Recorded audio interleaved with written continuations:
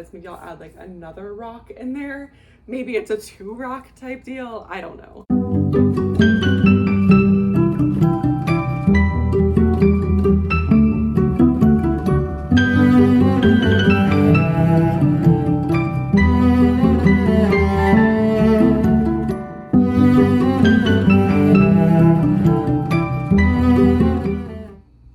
Hello plant pals, and welcome to another video. My name is Kenna and I'm so excited to have you here today. Today we are going to be giving some care to some of the plants in my collection that have been just a little bit neglected for the past couple of months. There are a few of them. I wouldn't say there's a ton of them, but the ones that kind of get stuck behind the other plants, you know which ones they are if you have them in your own collection, just could use a little bit more attention. And today those plants are going to be getting the attention that they deserve, and I'm going to be talking you through what I'm doing as we go along. So I hope you enjoy this video. If you do, leave me a thumbs up and let's get into it. Okay, so as you guys can see, I have moved down to the floor / ottoman, and I apparently have also moved into a little bit of a jungle here. I hope you guys can see everything behind all these plants. But in front of me, I have some of the plants that have been, I don't want to say most neglected, because some of them haven't really been neglected at all. Most of the issue for a lot of these plants is just that they have a lot of dead leaves on them, and those dead leaves need to come off. It's time, they're ready. So we are going to go ahead and get that taken care of. But the first one that I'm looking at is actually this variegated Burle Marx Philodendron. And this one has been driving me up the wall for a while because for whatever reason, this one is super top heavy, and this like node here, I hope you guys can see, is like popping right out of the substrate, which is not ideal and not at all what I want. And it's driving me up the wall because I can't get it to stay down in the substrate no matter how hard I try. And I really don't want to be digging through with my clippers here. That feels fine. With my clippers, so I'm just kind of trying to push this back down into the pond. Actually though, I think I'm gonna get a tool for this, so I will be right back. Give me 1 second. Okay, I am back and I have grabbed my super specialized tool, a chopstick. Chopsticks are super helpful for plant parent tasks. There's a lot of things where just having like a nice thin like pokey device is extremely useful, and this is going to be one of those things because I'm kind of trying to dig out a little hole for this little thing to sit in here. I'm really tempted, and I don't know if this is going to be a bad idea or not, but I'm going to do it, to actually just chop off the bottom of that node. These were node grown, these were grown from cuttings, so they did have, you know, quite a thick stem on them, as you guys can see here. Hopefully there we go, a nice thick stem, and it wasn't really anchored well in the substrate, so I feel like if I cut that off I could actually bury it a little bit deeper maybe, and actually have like this little side shoot. My voice is cracking, that's great. But this little side shoot buried as well. There we go. For anyone who doesn't know, I actually talk for my job. I take calls in a dispatch type center. So I talk a lot all day long, and I think I am starting to lose my voice this week. So that's, you know, the cherry on top of the cake of the past few weeks for me. So if I do start voice cracking and sounding like a teenage boy in this video, I am sorry. I am doing my best here. I'll probably get a nice cup of tea at some point, and maybe that will help. Fingers crossed. But like I said, I'm just digging out this little area right here. That way there's somewhere to nestle this little stem into. Pond is like not the best substrate for that, I will say, because it tends to like want to fill back in right away. Pond is very gravelly, so it's heavy, but it's not like dense, if that makes sense. It tends to be very airy, so it moves easily, which is, you know, sometimes a good thing because you have a lot of air in that substrate that's not going to help or not going to keep your roots all smothered, but sometimes it's a bad thing because it lets your plants uproot themselves like this. So I'm trying to kind of finagle this in the best way that I can to keep this down in there. And I don't want to uproot this whole plant, and like that seems to be the thing that would be the solution. And I'm trying to avoid doing that. So I'm doing the best that I can, just trying to like anchor this guy down in there. And I've been trying to like weight it down with heavy rocks. It's not working. It's not working at all to weight it down. So I don't know, we'll see. I'm gonna put the rock back where it was. Maybe I'll add like another rock in there. Maybe it's a 2 rock type deal. I don't know. But I usually have like a bunch of nice heavy like river rocks type rocks sitting around, just because I really like to collect rocks and stones. So if that doesn't work, maybe I'll add another one. But at least this one's now anchored once again, I think, into the substrate. And as you can see, the variegation on this one is very unpredictable. Like there's some, and it's very, very typical, by the way, of Burle Marx Philodendron, but there's some leaves that are totally green, and then there are others that are like a little bit variegated, and then there are still others that are super variegated, like this one. But the oldest leaves finally have started to die off on this plant. So that's what I'm gonna be clipping off today, is those oldest leaves. I have one down here and one over here. There we go. And these were both very variegated leaves, but they, you know, have just kind of reached their time. They kind of were starting to get crispy, die off, and get yellow. And it's way past time for me to clip them off. But again, a little bit of neglect there, so I haven't quite gotten on top of it. But I think this plant already looks better for having done that. So I am really hopeful that it will stay in the substrate this time, and that it will put out some new growth to compensate for those leaves that have now died back. And it does look like there are a lot of growth points going on. My main issue with this one is watering. This one is a super, super thirsty plant.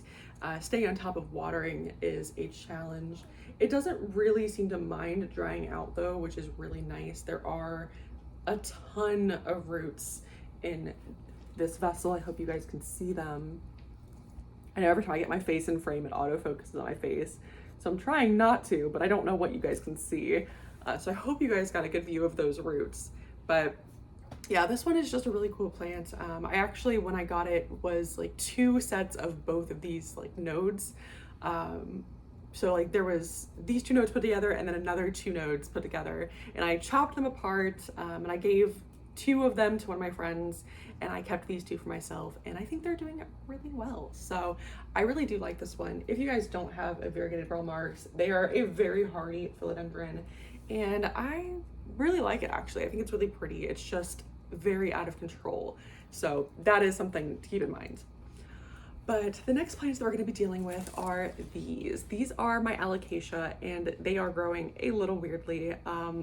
For some reason, okay, so I grow these in the bathroom, in my spare bathroom, up on the windowsill. It is a south-facing window, so that light, though it is coming through like a, like that typical bathroom, like fogged glass, it's still south-facing window. It's still bright, it's still warm, it still has, you know, a decent amount of humidity. But for whatever reason, these plants are growing sideways. So, and it seems like that's actually a really common theme in the bathroom. I have a Philodendron biliaceae in there as well that's also growing sideways. So I don't know kind of what the deal is there. You would think if it's bright enough it'd be fine, but I don't know. So I'm just kind of going with it. And these seem healthy other than the sideways thing. The only thing is, again, they have some old leaves on there that could use some trimming.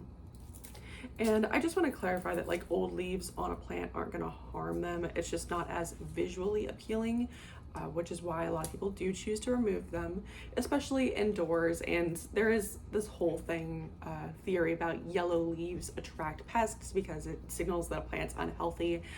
I really don't know how true I believe that to be, because I have a lot of plants that have yellow leaves, which is not my best argument ever, but I do.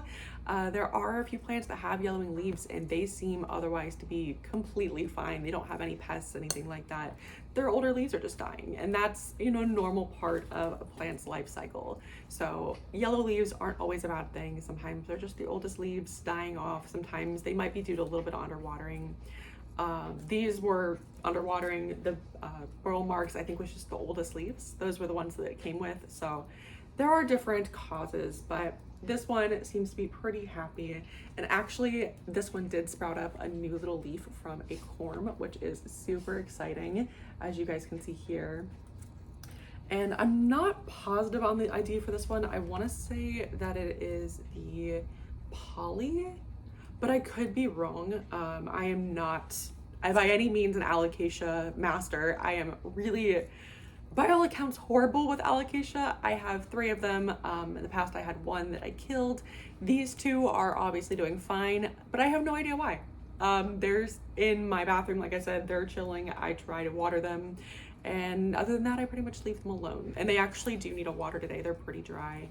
And as you can see, I kind of have this like reservoir type situation set up because these tend to be really thirsty from what I can tell. Their soil dries out to like almost a spongy texture. It's like super dry and just very hydrophobic by the time I get to it. And like that's, I don't know if it's because they're so thirsty or if the soil is bad.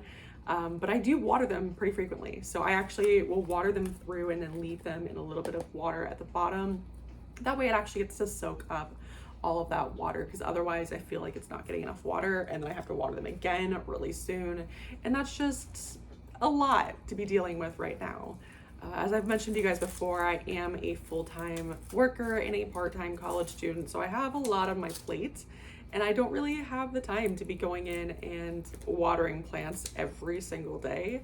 That is more than I am currently capable of handling, especially right now. We're getting towards the end of the semester because I am enrolled in summer classes to try to get one step closer to my degree in the spring.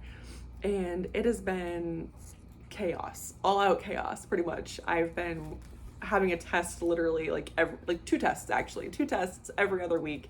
It's been chaos, and that's just the one class. So it's been a lot. So I'm trying the best I can to just kind of hang in there and get stuff done when I can. And my plants have been taking a bit of a back seat, though they don't really seem to mind all that much. But this is the other one now that it has those dead leaves removed. This is actually, I want to say like an ebony, Alocasia ebony something. To my understanding, it's a cross between the poly and another alocasia. Again, I'm not really sure. This is kind of just what I've gathered from a little bit of research that I've done online. But again, there are a couple of corms that have come up. This plant seems to have actually like quite a few corms present. So there's like the 2 little baby corms, and then there's like 3 main stalks in here. So this is a super happy plant. They all have leaves on them, which is again a good thing. I don't know what I've done to make that happen, but I'll take it. And then there's actually some light spotting, like splotches. I don't want to say spotting because spotting to me sounds very mite damage like, but there's some light splotches on this one. And I don't think that's variegation, but I'm not sure what it is. So I just I'm gonna let it keep going to see what happens. But again, this one, it is sideways. I don't know why. It's just kind of what's happening with these plants. But as you can see, the backs look really similar as far as like the coloring and pattern goes. Obviously, this one is a little bit more dark than this one is, but I can kind of see an argument for maybe these being a cross. So I'm not sure exactly, but both of these are gonna need water.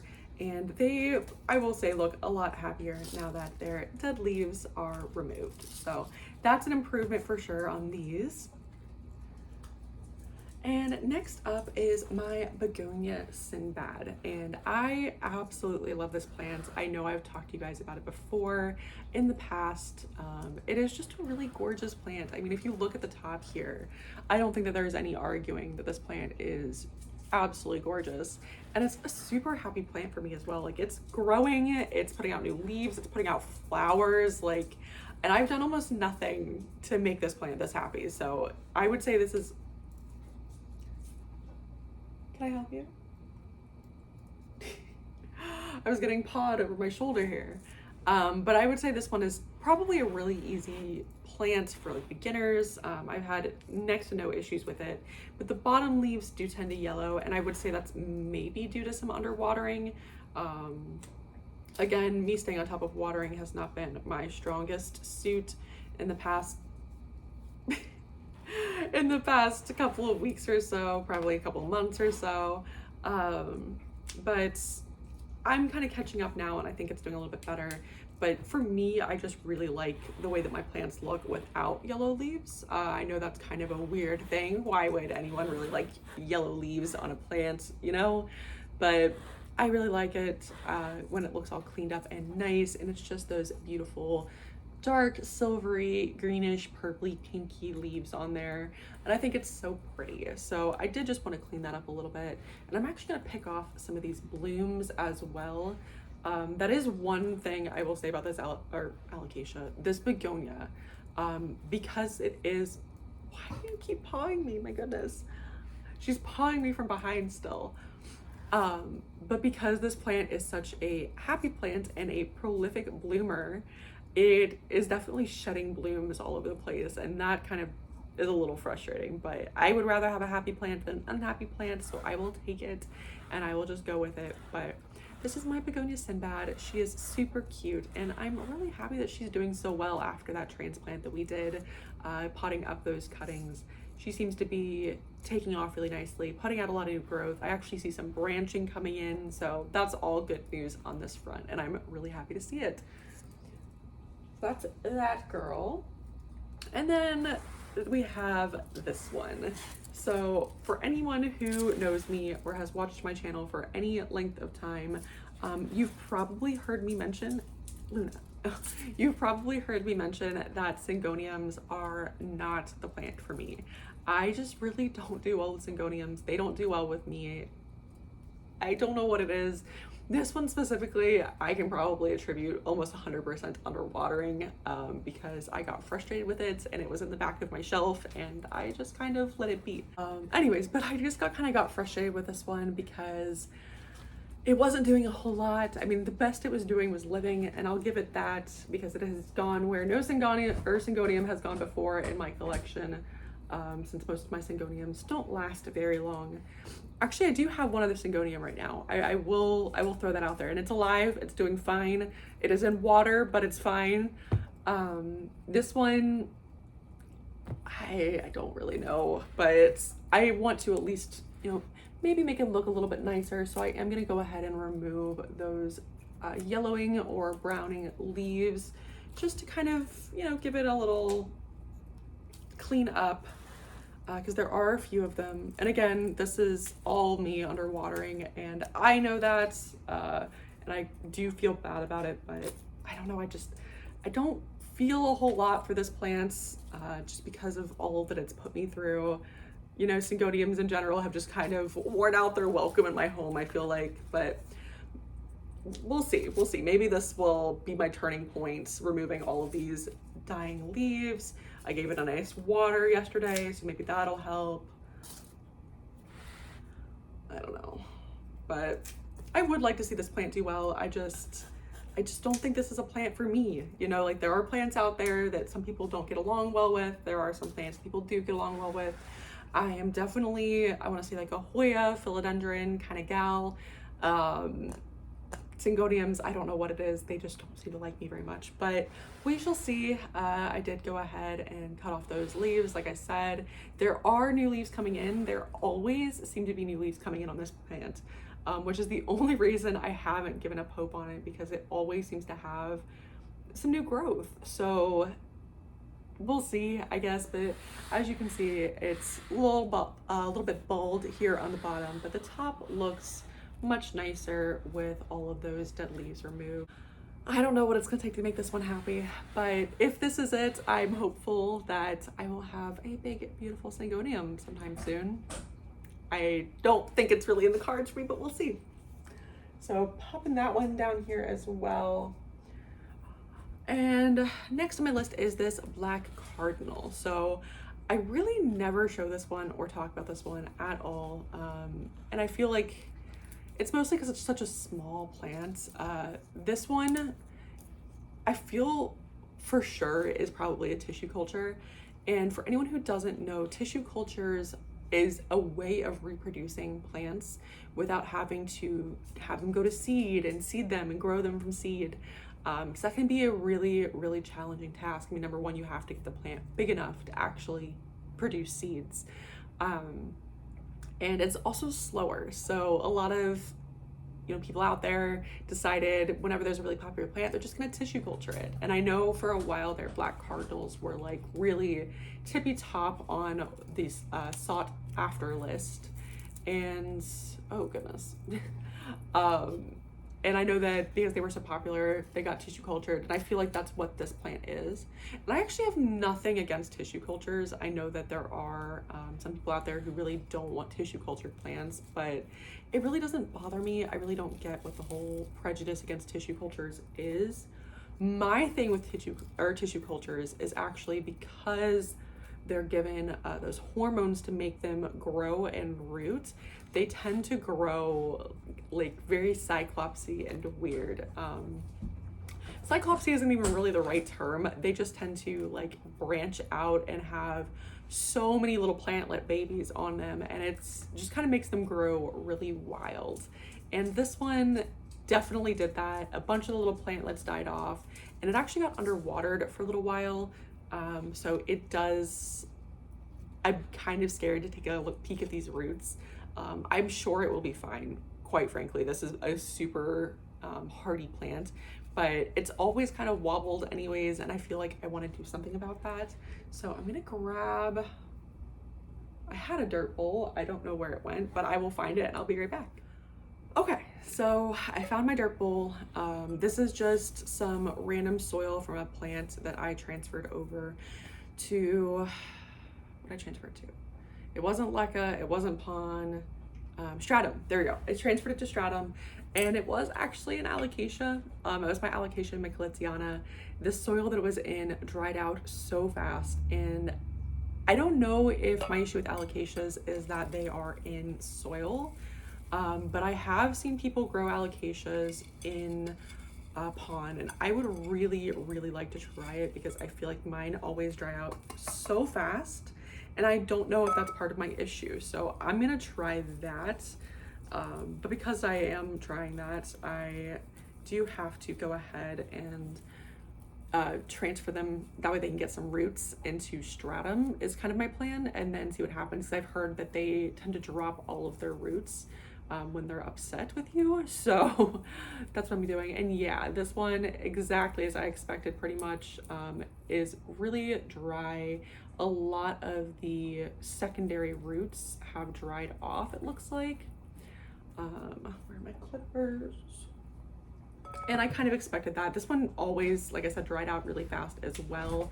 I'm not really sure if that is because of the pot that it was in or the soil that was in. I don't know, but it never really seemed to retain a whole lot of water. It needed to be watered really frequently.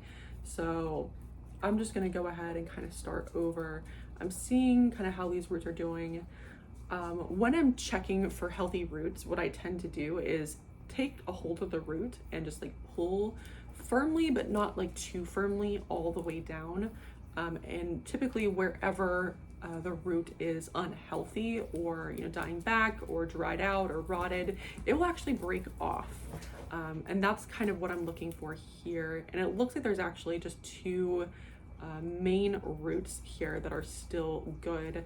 And that's fine. Like I said, this plant is, I feel like, pretty hardy, but it was giving me a lot of signals that its roots weren't happy.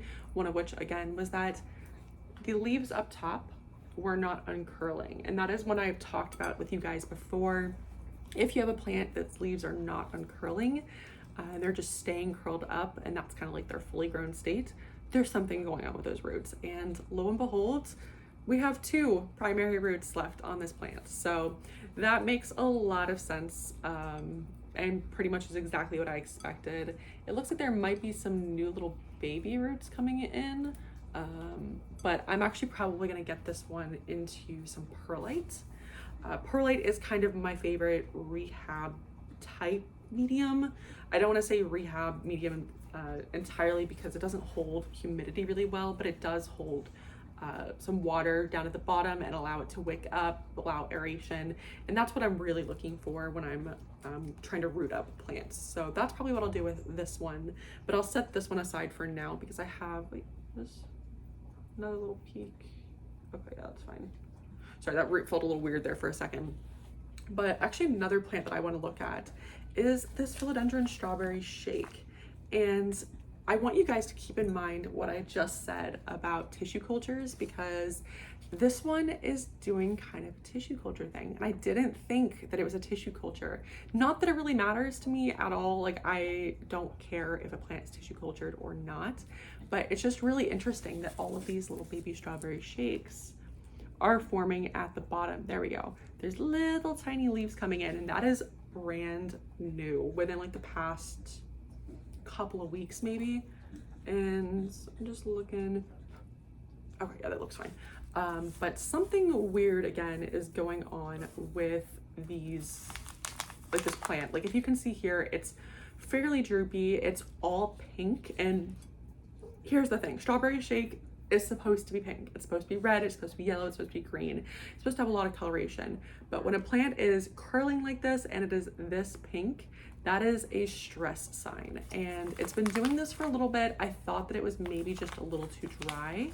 But I'm not really thinking that that is the case anymore, because something weird's going on. So I'm gonna go ahead and take a look at these roots. I don't think this one has gotten too dry, so it shouldn't have like any dry rot or anything. That's what was going on with the Cardinal. The Cardinal had dry rot. This one really, I don't see any signs of rot so far. That's not to say that I can't find any, I might, but so far the roots look really nice. There are maybe a couple that don't look their best. Ooh, that leaf just popped right off. See, that's what I'm saying, like something weird's going on. So I'm gonna go ahead and untwist this. And I know that strawberry shakes tend to not be like the hardiest of plants. If you guys have watched this channel since kind of the beginning, I had a strawberry shake once and it was a little cutting and it died off really fast. And I was so sad because I really, really wanted that plant. Oh, okay, so that would explain that. Somehow the base rotted out, which I 100% was not expecting. Okay. All right, drastic measures time. Let's take a cutting there. Okay, so this plant, that actually explains a lot. It explains why it's putting out so much new growth at the base, and that's because it was rotting. I don't even know how that happened, to be quite honest. But it looks like the base just rotted out. That is so strange. I'm kind of speechless on that one, honestly. Yeah. Pardon me if I don't speak for a couple minutes, because I wasn't expecting that at all. I was really expecting there to be a root issue. But there clearly isn't. Like, these roots are really healthy. It's this plant itself. I kind of want to cut this back to another node because I want to make sure. Yeah, okay. So if you look, let me see if I can find that piece I just chopped off. So if you look here, this end of this plant is really dark, and that's really not what you want to see. If I can get, I think it's Luna. Luna's in the picture. There we go. This end is really dark versus this end, which is pretty pink. For a strawberry shake, like, you definitely want to see that pink, and me not seeing that pink is a pretty clear indicator that like something was going on rot wise in there. So I'm kind of trimming it up a little bit, trying to get all the rot off of there. I'm probably gonna soak this one in peroxide for a little bit. And this leaves me with a cutting of a strawberry shake again, which scares the crap out of me because last time I had a cutting of a strawberry shake, it didn't go so well. So that's, yeah, I don't even know how the base rotted out. That's so wild to me.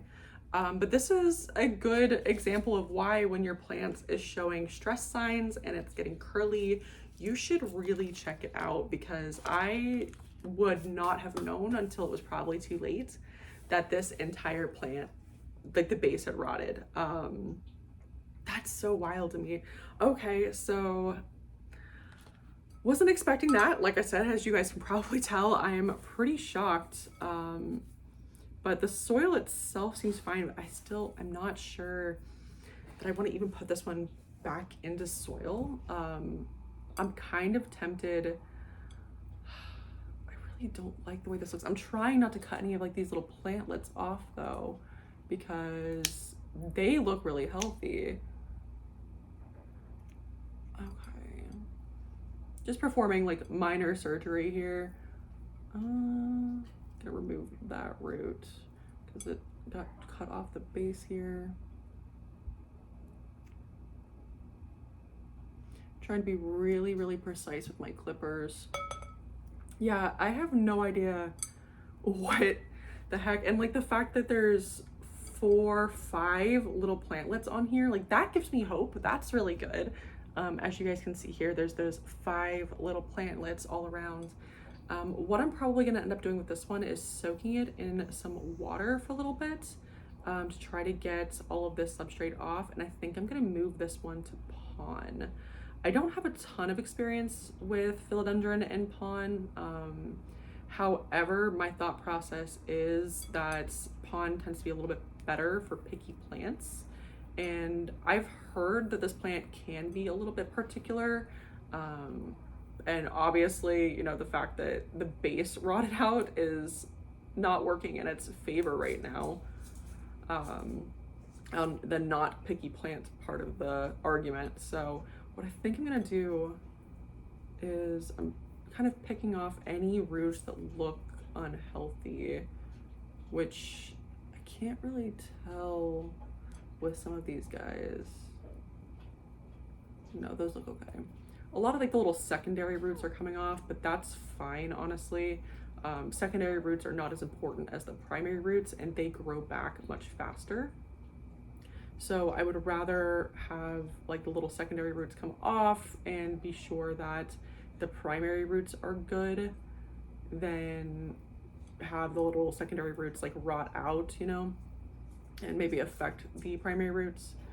So I'm just giving them that little tug like I talked about with the other plants.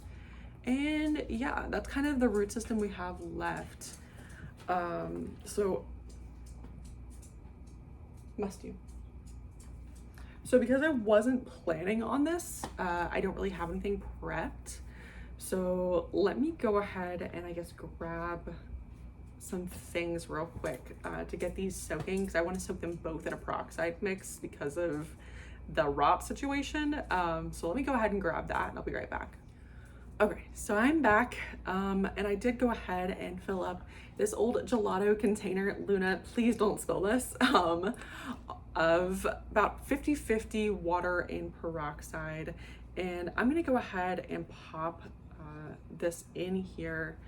It shouldn't hurt the little plantlets to kind of soak in there for just a little bit. And that's kind of what I want to happen, because I want all of that rot to kind of get taken care of by the peroxide. But I just want to say I've never had this happen before, where I've had a like the crown of a plant or the stem of a plant rot, but not the roots. That's really unusual for me anyways. Like I've never really seen that. So that's kind of interesting. Luna, please stop smacking me. No. She wants attention, so she's gonna keep smacking me. But I've just never had that happen before. Like that's really kind of odd for me to see. And I'm not really sure what could cause that other than it just being like a pickier plant. So I grabbed this prop because I was gonna try to explain it and I just couldn't figure out a way to make explain it so it made sense.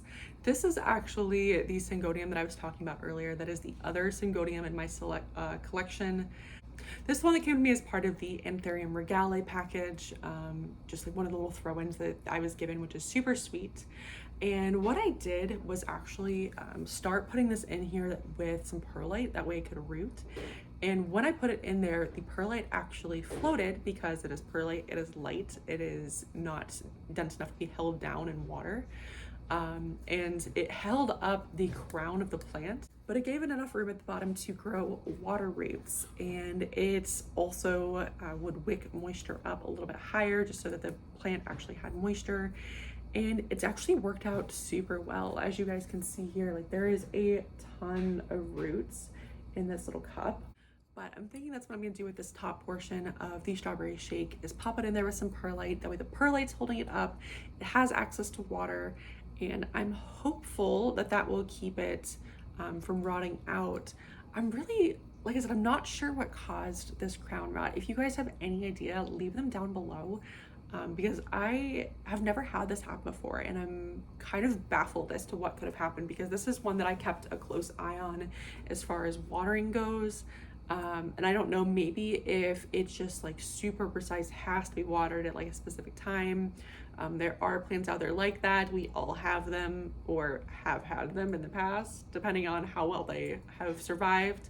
But I don't know. This is kind of a different one for me. So I'm gonna probably let this continue soaking for a little while. It shouldn't hurt it to soak in the peroxide mixture, and actually peroxide tends to be really great for plants because it can deliver oxygen.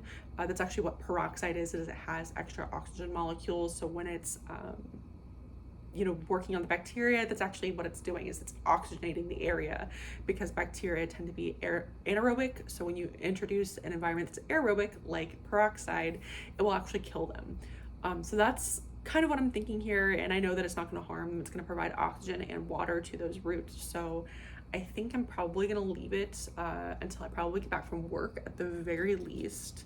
However, the black cardinal here, I feel like it's probably fine to just go in to new substrate, but maybe I'll let it soak as well, just because it did dry rot. Like it wasn't, you know, wet rot, which is the bacterial rot that we're all concerned about with plants usually.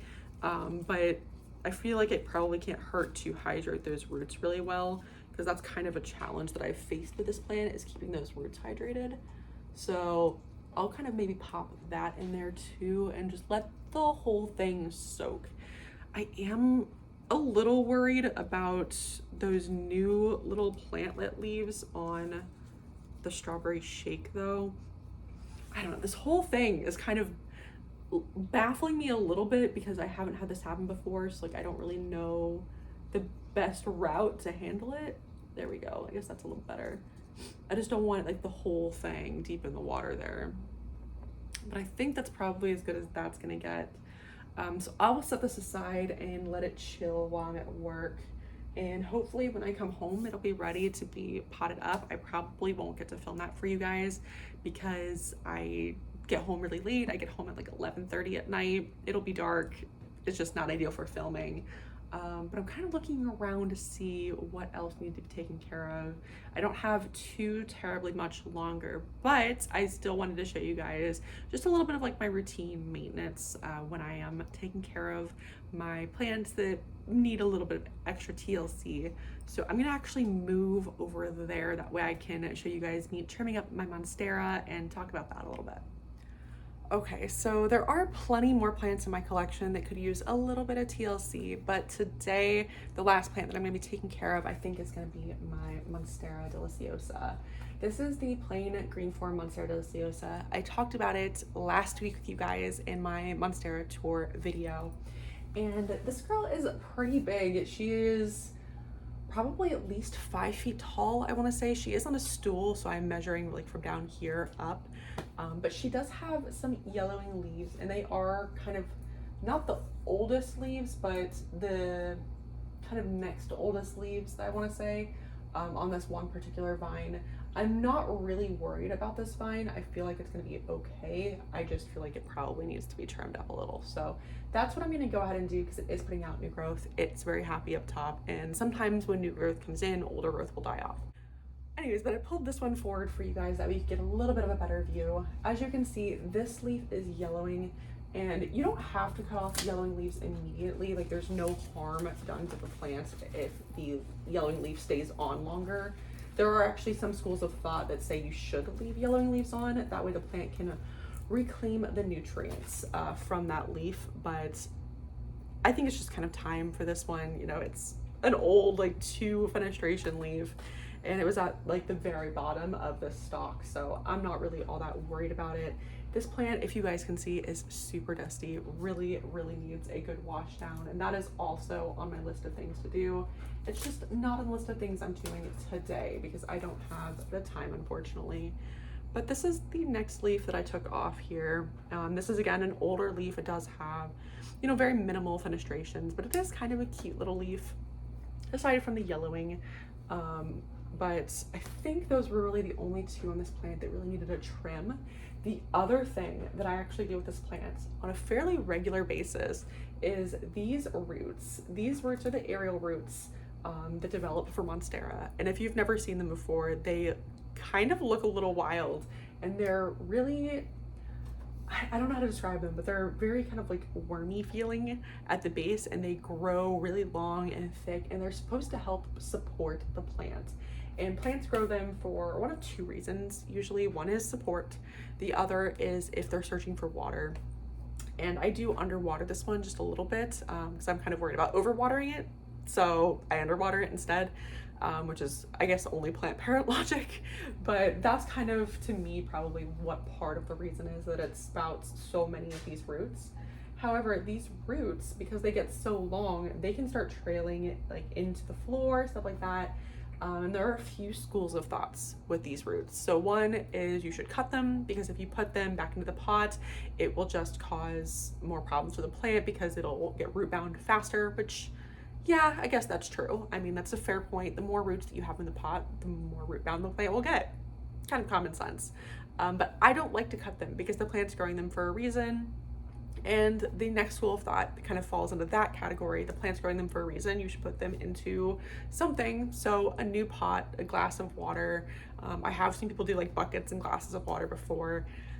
I don't really want to do that either because it leaves a lot of room for dog tails to knock things over. And I really have a lot of things in this room that I don't want to get water damaged, including my books, electronics, furniture. You know, I'd rather not have a bucket of water that might spill all over that. So I don't do that either. Personally, out of all of the options, put them in the pot, put them in water, cut them off, I choose to put them back in the pot because it really doesn't bother me if I have to repot this plant at some point. The only thing is it's getting big, so the larger that it gets, the harder that it is to find a pot to fit it. So that is a sometime down the road problem to consider. But I'm just kind of making a little hole there, that way I can pop that little wormy root in. And it does have a ton of new roots kind of growing in here. This is another one in the back that is growing. And as soon as they touch the soil, they tend to root right in, and they root in pretty fast as well, actually. Because I have a few that I've popped in the past couple weeks that are already like well on their way to being rooted into the pots. So that's kind of what I do. Some of them are growing up, some of them grow around the trellis a little bit, but it seems pretty happy otherwise. So I just kind of leave it be, let it do its thing. And like I said, it does actually have some new growth coming in. There's a new leaf forming here and a new leaf forming up top. And I will say, Monstera Deliciosa seems to be pretty easy to get to grow new leaves. If you are watering it appropriately and if it has enough light. Those are the 2 really big things that I would say probably are important for this plant in particular. There are some plants that need like ventilation and humidity. This is not one of those plants. This plant does not care about your ventilation or humidity. It cares, does it have enough water, does it have enough light? And if it has those 2 things, it will grow. And this one, like I said, isn't really fussy. It seems to be pretty happy in my care. All it wants me to do is just water it. So that is probably what I'm gonna end up doing because I think this one actually needs a good drink. So I will probably do that and then we'll end the video there. All right, but that is it for today's video. I hope you guys enjoyed. If you did, leave me a thumbs up. Also, like I said, leave me a comment down below if you have any idea what causes crown rot or stem rot in a plant, especially one as fussy as the strawberry shake, because I'd really like to keep that from happening again. And I'd really like to make sure that that plant is happy and healthy, because I really, really love strawberry shakes. They just don't seem to love me. But I do post new videos weekly. There is a subscribe button down there, and if you hit it, you will get to see my new videos, and I would love to see you guys around more often. But I think that's about it. So thanks so much. Bye.